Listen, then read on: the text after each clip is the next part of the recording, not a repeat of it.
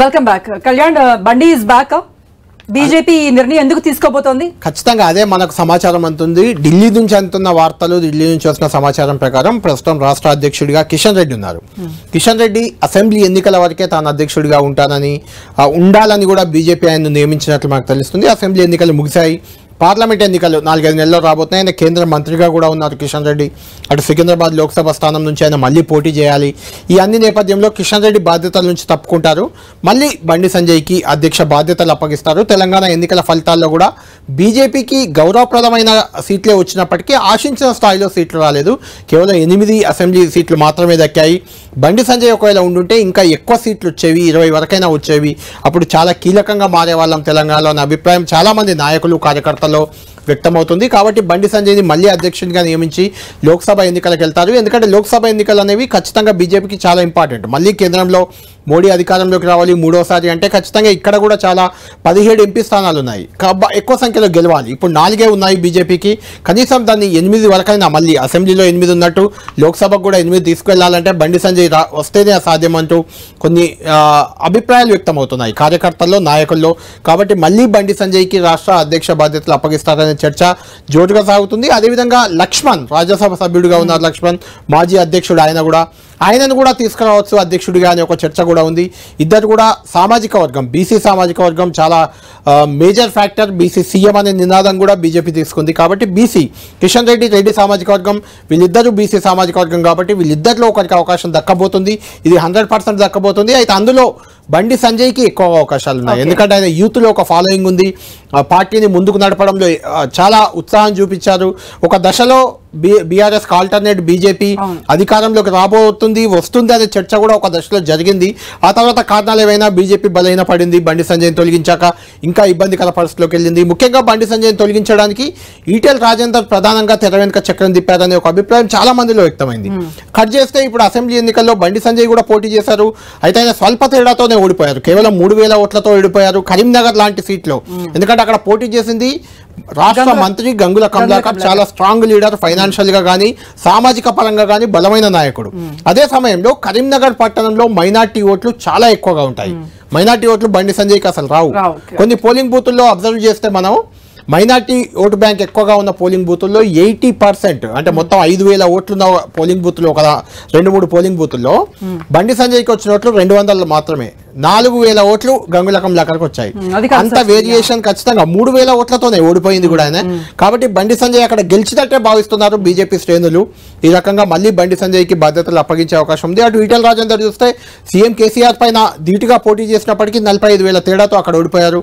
అంతేకాదు తన సిట్టింగ్ స్థానం హుజురాబాద్ లో కూడా ఆయన ఓడిపోయారు. ఆయన 20 ఏళ్ల నుంచి హుజురాబాద్ లో ప్రాతినిధ్యం వహిస్తున్న ఎమ్మెల్యే, ఈసారి ఓడిపోయారు ఆయన. కాబట్టి కొంత ఈటెల రాజేందర్ బలహీన పడ్డట్లు మనకు అర్థమవుతుంది. పార్టీ పరంగా చూసుకున్నప్పుడు బండి సంజయ్కి మళ్ళొకసారి ఎలివేషన్ ఇచ్చే ఆలోచనలో అయితే బీజేపీ ఉన్నట్లు సమాచారం ఉంది. సో బండి సంజయ్ బీజేపీని ఎలా రాష్ట్రంలో ముందుకు తీసుకువెడతారు అనేది మనం చూడాలి. ఇక అసెంబ్లీ ఎన్నికలలో ఘోరంగా దెబ్బతిన్న బీజేపీ ఫలితాలపై సమీక్ష మొదలుపెట్టింది. పార్టీ రాష్ట్ర అధ్యక్షుడిగా బండి సంజయ్ను తప్పించడమే ఎన్నికల్లో ఓటమికి ప్రధాన కారణంగా భావిస్తున్న కమల దళం రాష్ట్ర అధ్యక్షుడిగా మళ్లీ బండిని పునర్నియమించనున్నట్టుగా తెలుస్తోంది. పార్లమెంట్ ఎన్నికలలోగా బండికి పార్టీ పగ్గాలు అప్పగించి సార్వత్రిక సమరంలో సత్తా చాటాలనే పకడ్బందీ వ్యూహాన్ని సిద్ధం చేస్తోంది కాషాయ పార్టీ.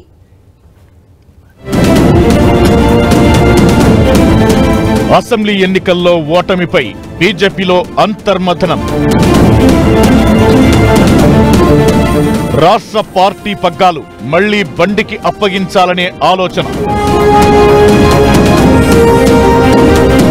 ఉత్తర తెలంగాణలో గెలుపు వెనుక బండి కృషే ముఖ్యం. తెలంగాణ బీజేపీలో అంతర్మథనం మొదలైంది. ఎన్నికల్లో 2 అంకెల స్థానాలు సాధిస్తే చాలు, రాష్ట్రంలో చక్రం తిప్పొచ్చని హంగ్లో కీలకం కావాలని ఉబలాట పడిన కమలదళం ఆశలపై ఓటర్లు నీళ్లు జల్లడంతో సమీక్ష స్టార్ట్ చేసింది. ఓట్లు సీట్లు పెరిగినా ఆశించిన స్థాయిలో సత్తా చాటలేకపోవడానికి ప్రధాన కారణమైన అంశాలేంటో ఆరా తీస్తున్న బీజేపీ అగ్రనాయకత్వం ఎన్నికల ముందు రాష్ట్ర పార్టీ బాధ్యతల నుంచి సీనియర్ నేత బండిని తప్పించడమే ప్రధాన తప్పిదంగా భావిస్తోంది. తనదైన దూకుడుతో రాష్ట్రంలో బీఆర్ఎస్ కు ప్రత్యామ్నాయంగా బీజేపీ ఎదగడం వెనుక బండి కృషి ఎంతో ఉంది. కానీ ఎన్నికల ముందు కొన్ని అనూహ్య పరిణామాలు చోటు చేసుకోవడం, 3 ఏళ్ల పదవీ కాలం ముగిసిందనే సాకుతో బండిని తప్పించి కేంద్ర మంత్రి కిషన్ రెడ్డికి బాధ్యతలు అప్పగించడమే కమలం పుట్టిమునిగేలా చేసిందనే అభిప్రాయం వ్యక్తమవుతోంది. దీంతో మళ్లీ బండిని అధ్యక్షుడు చేయాలనే ప్రతిపాదన తెరపైకి వస్తోంది. దీనికి అధిష్టానం కూడా సానుకూలంగా ఉందనే ప్రచారం జరుగుతోంది. బండి స్థానంలో పగ్గాలు చేపట్టిన కేంద్ర మంత్రి కిషన్ రెడ్డికి వాస్తవానికి అధ్యక్ష బాధ్యతలు ఎంత మాత్రం ఇష్టం లేదు. హైకమాండ్ ఒత్తిడి చేయడంతో తప్పనిసరి పరిస్థితుల్లోనే రాష్ట్ర పార్టీ అధ్యక్షుడయ్యారు కిషన్ రెడ్డి. ఇదే సమయంలో తాను అసెంబ్లీ ఎన్నికల వరకే అధ్యక్షుడిగా ఉంటానని అప్పట్లోనే కండిషన్ పెట్టారు కిషన్ రెడ్డి. అయితే తాజా ఎన్నికల్లో బీజేపీ ఘోర పరాజయం చవిచూసిన గత ఫలితాలతో విశ్లేషిస్తే గణనీయంగా బలపడిందనే అభిప్రాయం ఉంది. రాష్ట్ర వ్యాప్తంగా దాదాపు 50 నియోజకవర్గాల్లో బీజేపీ 20,000 కన్నా ఎక్కువ ఓట్లు సాధించింది. అంతేకాకుండా 8 స్థానాల్లో విజయం సాధించింది. ఇందులో ఉత్తర తెలంగాణలోని ఆదిలాబాద్, నిజామాబాద్ జిల్లాల్లోనే 7 సీట్లు ఉండటం విశేషం. ఇక చాలా నియోజకవర్గాల్లో 2వ స్థానంలో నిలిచింది బీజేపీ. ఇలా గత ఎన్నికల కన్నా బీజేపీ బలం పెరగడం వెనుక మాజీ అధ్యక్షుడు సంజయ్ పనితీరే కారణమని విశ్లేషణలు ఉన్నాయి.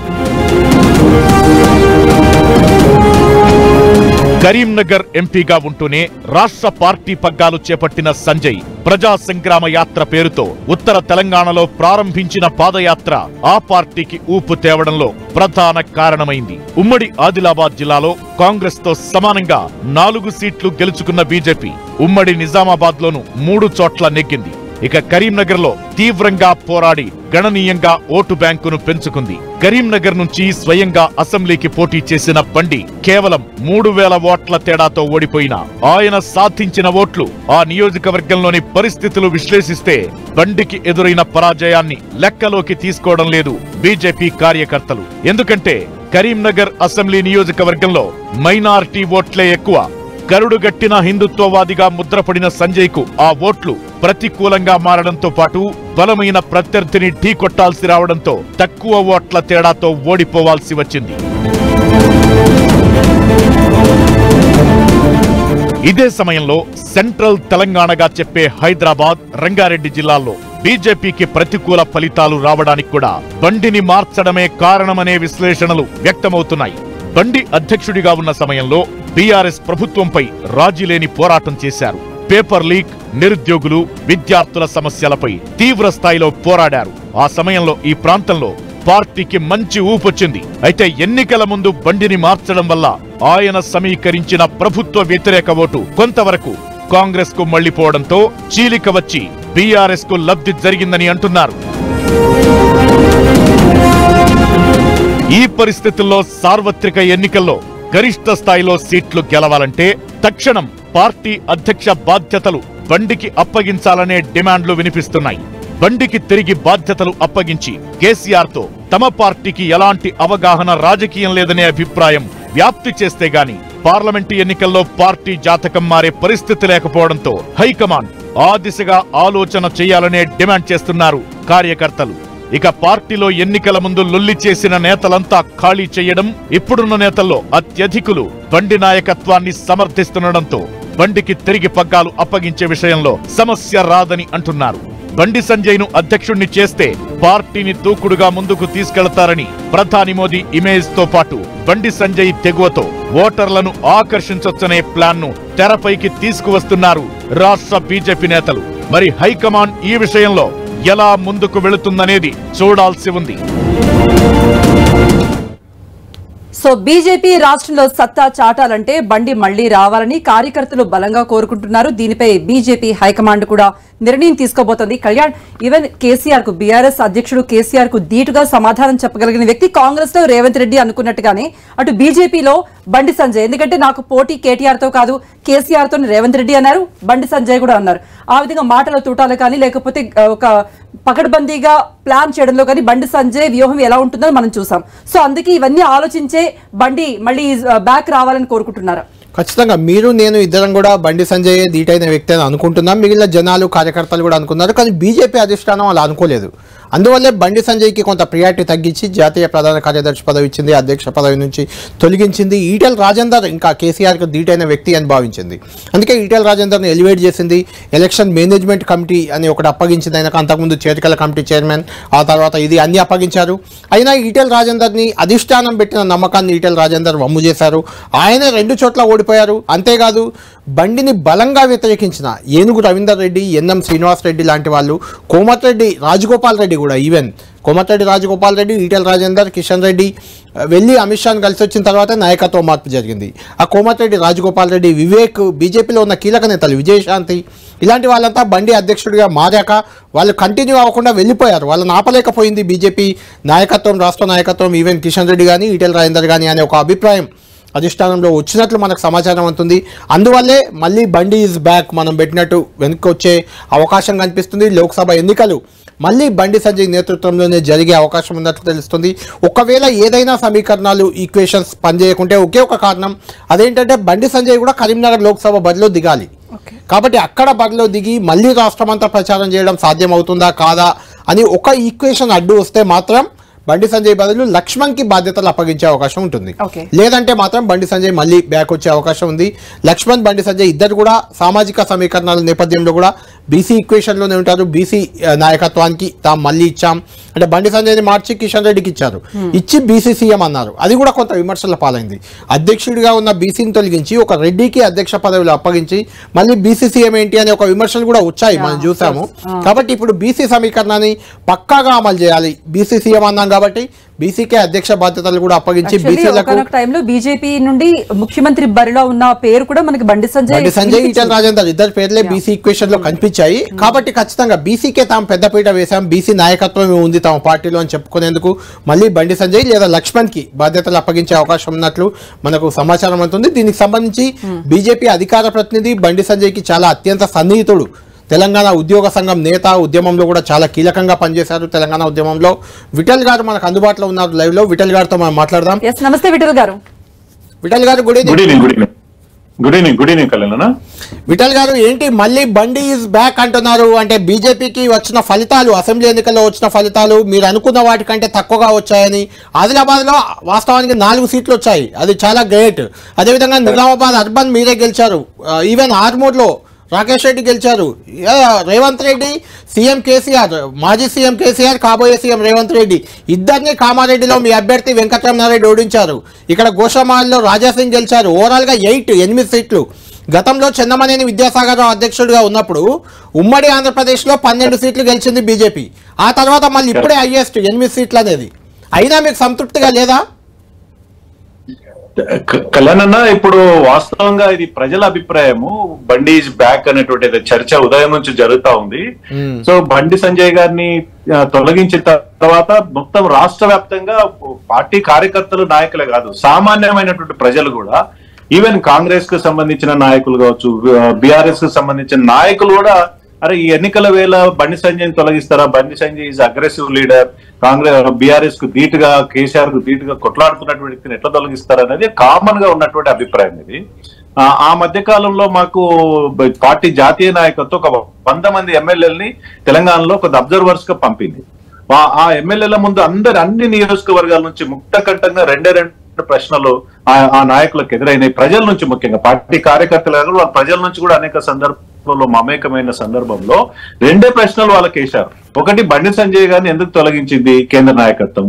రెండోది, కవిత గారి పైన ఇన్ని ఆరోపణలు ఉన్నాయి, అవినీతి ఆరోపణలు ఉన్నాయి, లిక్కర్ కేసులో ఉంది, ఎందుకు అరెస్ట్ చేయాలని 2 ప్రశ్నలు రావడంతో ఒక అనుమానాలు రేకెత్తించబడ్డాయి. అంటే బీఆర్ఎస్ కి, బీజేపీకి ఏదో లోపాయికారి ఒప్పందం ఉందనో, లేకపోతే రకరకాల అనుమానాలు ప్రజల వరకు. అది కాంగ్రెస్ పార్టీ చాలా అద్భుతంగా ఆ ప్రయత్నం చేసింది. కాంగ్రెస్ పార్టీ బీజేపీ యొక్క క్రెడిబిలిటీని దెబ్బతీనే రీతిలో గ్రామాల వరకు ప్రచారం తీసుకెళ్లింది. తద్వారా ఏమైందంటే బీఆర్ఎస్ కి ధీటుగా బీజేపీ కొట్లాడుతున్నటువంటి వాతావరణం నుంచి ప్రభుత్వానికి వ్యతిరేకంగా ఉన్నట్టు ఓటు బ్యాంక్ కాస్త కాంగ్రెస్ వైపు మళ్లించడం ద్వారా, కాంగ్రెస్ వైపు తిప్పుకోవడం ద్వారా కాంగ్రెస్ పార్టీ పెద్ద ఎత్తున లాభం చేకూర్చింది. వాళ్ళు అధికారంలో రాకొచ్చారు. వాళ్ళ మొత్తం రాష్ట్రంలో ఉన్నటువంటి ప్రజలు కావచ్చు, పార్టీ కార్యకర్తలు కావచ్చు. అంటే ఇప్పుడు కిషన్ రెడ్డి గారు సమంజసంగా చేయలేదు కదా. కిషన్ రెడ్డి గారు గతంలో వారు అధ్యక్షులుగా చేశారు, లక్ష్మణ్ గారు అధ్యక్షులు చేశారు. కిషన్ రెడ్డి గారు సౌమ్యంగా తన రాజకీయాలను నడుపుకుంటూ బట్ ఈ రోజు ఉన్నటువంటి రాజకీయ ప్రస్థానంలో అగ్రెసివ్ లీడర్స్ కి ఎక్కువ గుర్తింపు వస్తూ ఉంది. అంటే రేవంత్ రెడ్డి గారికి అగ్రెసివ్ లీడర్షిప్ గాని, బండి సంజయ్ గారికి పోరాట పటిమ, ఇవన్నీ కూడా ప్రజల్లో లీడర్ గానే చూడాలి మనం తెలంగాణ ఉద్యమంలో గానీ, ఆ తర్వాత తెలంగాణ ఉద్యమంలో కలరన్నా మీకు తెలుసు, కేసీఆర్ గారు తెలంగాణ ఉద్యమం అగ్రెసివ్ లీడర్ కాబట్టి అంత పెద్ద పోరాటం చేసి ఇవాళ తెలంగాణ తెలంగాణ రాష్ట్రం సాధించినటువంటి ఉద్యమాన్ని నడిపించిన వాడు కేసీఆర్ గారు. అదే అగ్రెసివ్ ప్రస్థానాన్ని ఇవాళ ప్రజలు ఆకర్షితులవుతున్నారు, ప్రజలు కోరుకుంటున్నారు కూడా. అంటే పోరాటాలు అనేది మామూలుగా ఉండదు, ఇందిరా పార్క్ ధర్నాకు పరిమితం కాదు, ప్రజల్లో ఉండాలనేది బండి సంజయ్ గారు నిరూపించారు. విద్యార్థుల ఉద్యమం కావచ్చు, నిరుద్యోగుల ఉద్యమం కావచ్చు, అదేవిధంగా 317 మీద కావచ్చు, టీఎస్పీఎస్సీ కావచ్చు, పోడు భూములు కావచ్చు, మహిళా సమస్యలు కావచ్చు, పాదయాత్రలు కావచ్చు. అంటే హైదరాబాద్ కి పరిమితమైనటువంటి భారతీయ జనతా పార్టీని గ్రామాల వరకు తీసుకెళ్లి ముఖ్యంగా యువతలో ఒక నూతన ఉత్సాహం నింపినటువంటి వ్యక్తి. అదేవిధంగా భారతీయ జనతా పార్టీకి మీకు తెలుసు కదా, ఒక ఐడియాలజికల్ పార్టీ, అంటే హిందుత్వ బేస్డ్ పార్టీ, హిందూ ధర్మం కోసం పోరాడు. హిందూ ధర్మానికి ఐకానిక్ లీడర్స్ ఎవరైతే అందరూ ఉన్నారు భారతీయ జనతా పార్టీలో ఉన్నటువంటి కీలక నాయకులందరూ కూడా బీజేపీ ఐడియాలజీ తోటి ఉన్నప్పటికీ కూడా బాగా ఫోకస్ అయిన వ్యక్తి ఏంటంటే బండి సంజయ్ గారు, రాజాసింగ్ గారు.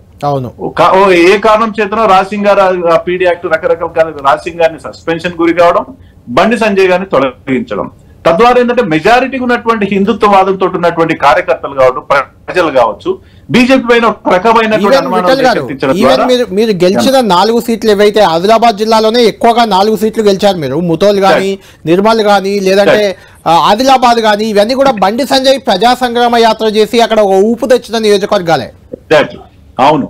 ఇప్పుడు ముఖ్యంగా ఉత్తర తెలంగాణ తీసుకుంటానా, ఉత్తర తెలంగాణ హైదరాబాద్ లో అంటే గ్రేటర్ హైదరాబాద్, ఉత్తర తెలంగాణలో బీజేపీకి చాలా పట్టున్నటువంటి ప్రాంతం, మహబూబ్నగర్ లో కొన్ని ప్రాంతాలు. సో ఉత్తర తెలంగాణ అంటే నిజామాబాద్, ఆదిలాబాద్, కరీంనగర్ లో చాలా బలంగా అక్కడ వాతావరణం ఉంది. ముఖ్యంగా బైసా లాంటి ఇన్సిడెంట్స్ జరిగినప్పుడు మొత్తం అక్కడ పోలరైజేషన్ అయింది. గతంలో కూడా ఇప్పుడు మనం చూసాం 2019 ఎలక్షన్స్ లో పార్లమెంట్ సీట్లు 3 అక్కడి నుంచి వచ్చినాయి. Karimnagar parliament seat, Nizamabad parliament seat, అదే విధంగా ఆదిలాబాద్ పార్లమెంట్ సీట్. అక్కడ హిందుత్వంతో పాటు అక్కడ కమ్యూనిటీ పోలరైజేషన్ కావచ్చు, బండి సంజయ్ గారు సామాజిక వర్గం కొద్దిగా బలంగా ఉండడం కావచ్చు, ఇవన్నీ అక్కడ నిలబడగలిగినాయి. సికింద్రాబాద్ లో, సికింద్రాబాద్ లో ఒక ఎంపీ ఇక్కడ మనం గతంలో గెలిచాము కిషన్ రెడ్డి గారి నాయకత్వంలో.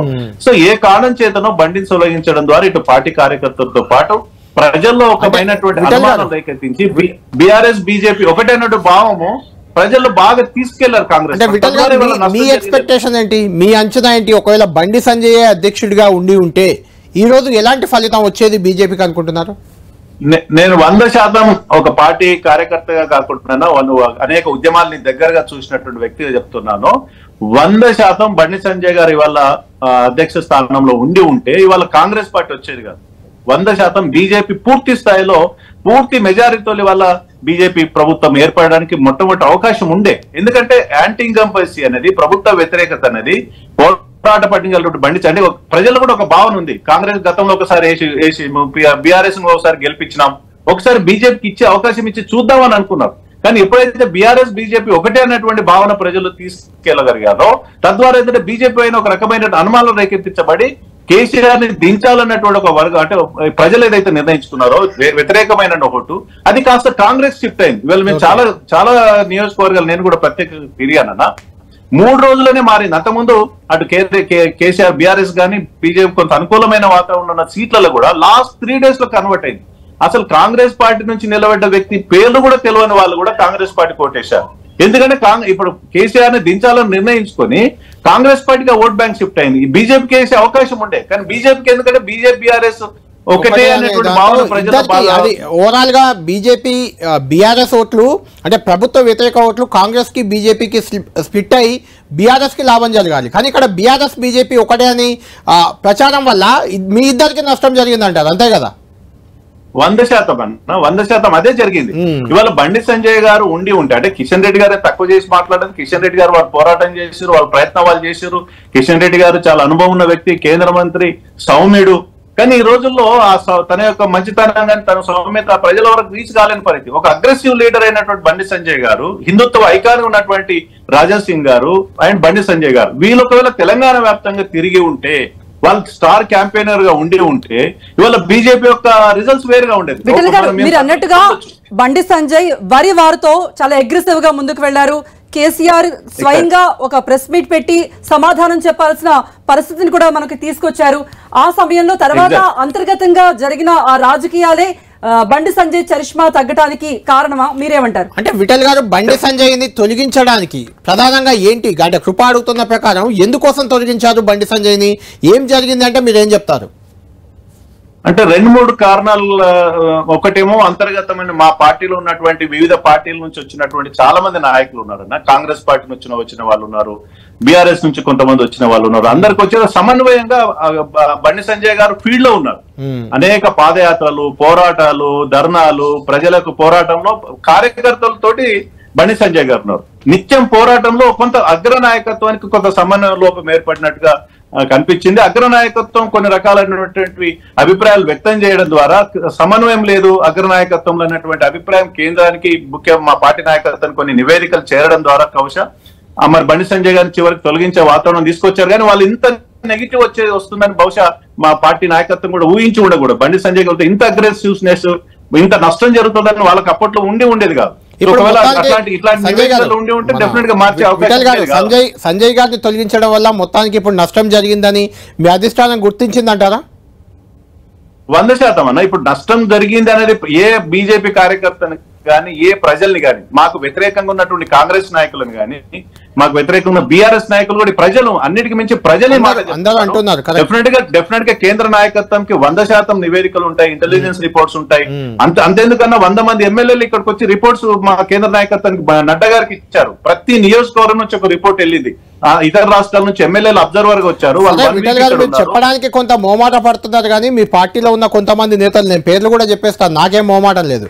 కోమటిరెడ్డి రాజగోపాల్ రెడ్డి గానీ, లేదంటే ఎన్ఎం శ్రీనివాస్ రెడ్డి గానీ ఇప్పుడు ఎమ్మెల్యేగా కూడా గెలిచారు. ఆయన మహబూబ్నగర్ నుంచి కాంగ్రెస్ పార్టీ నుంచి, బాన్స్వాడ నుంచి పోటీ చేసి కాంగ్రెస్ నుంచి ఓడిపోయారు. ఏనుగు రవీందర్ రెడ్డి గారు కానీ, ముఖ్యంగా వీళ్ళందరికీ నాయకత్వం వహించిన ఈటెల రాజేందర్ కానీ, వీళ్ళంతా బండి సంజయ్ని తొలగించాలని డిమాండ్ చేశారు.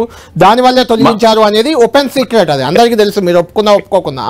అయితే ఏమైందంటే మమ్మల్ని అంటే బండి సంజయ్ గారికి రకరకాల నివేదికలు కేంద్రానికి అందించిన వాళ్ళు ఎవరు కూడా పార్టీలో లేరు. వాళ్ళు లేరు. ఈటెల రాజేందర్ ఉన్న ఒక్క ఈటెల రాజేందర్ 2 చోట్ల ఓడిపోయారు. అంటే కొంత అగ్రనాయకత్వంలో సమన్వయ లోపం ఉన్నది వాస్తవం, అది పార్టీ నాయకులకు కూడా తెలుసు. కాబట్టి ఇప్పుడు లైన్ క్లియర్ అయిపోయింది, బండికి లైన్ క్లియర్ అని మనం చెప్పుకోవచ్చు. అంటే వాళ్ళ ఉదయం నుంచి కళ్యాణ చర్చ అయితే జరుగుతా ఉంది. మళ్ళీ పార్టీ కార్యకర్తలు కోరుకుంటున్నారు, పార్టీ నాయకత్వం కోరుకుంటుంది, అన్నిటి మించి ప్రజలు కోరుకుంటున్నారు. రాబోయే రోజుల్లో డెఫినెట్ గా మోడీ గారికి కానీ, కేంద్రం కానీ 16 ఎంపీ సీట్లలో కనీసం 10 నుంచి 12 సీట్లు గెలవాలనేది భారతీయ జనతా పార్టీ లక్ష్యం.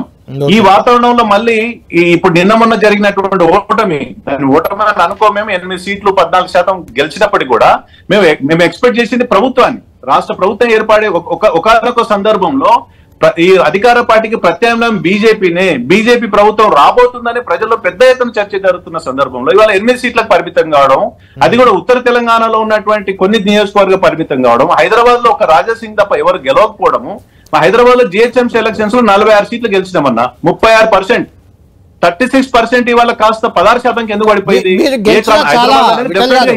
అప్పుడు బండి సంజయ్ నాయకత్వంలో మీరు LB Nagar total clean sweep చేశారు, ముషీరాబాద్ క్లీన్ స్వీప్ చేశారు, అంబర్పేట చేశారు, కానీ అక్కడ ఏ ఎమ్మెల్యే కూడా గెలవలేదు ఇప్పుడు ఈసారి. మరి అదే మా నాయకత్వం బెరీజ్ చేసుకోవాలి, రివ్యూ చేసుకోవాలి, డెఫినెట్ గా రిపోర్ట్స్ తీసుకోవాలి, గ్రౌండ్ రిపోర్టు. సో హైదరాబాద్ లో ఒక అయినటువంటి నిర్లిప్తత బండి సంజయ్ అంటే పార్టీ నాయకత్వం పార్టీ మీద రావడానికి కారణం ఏంటంటే హిందుత్వ భావం నుంచి కొంత ఏ పార్టీకైనా మనం ఎగ్జాంపుల్ గా చెప్పుకోవచ్చు. ఇవాళ భారత రాష్ట్ర సమితి టిఆర్ఎస్ నుంచి బీఆర్ఎస్ మావడంతో వాళ్ళకి కొంత నష్టం జరిగింది. అంటే వాళ్ళు తన ఐడియాలజీని వదులుకోవడం.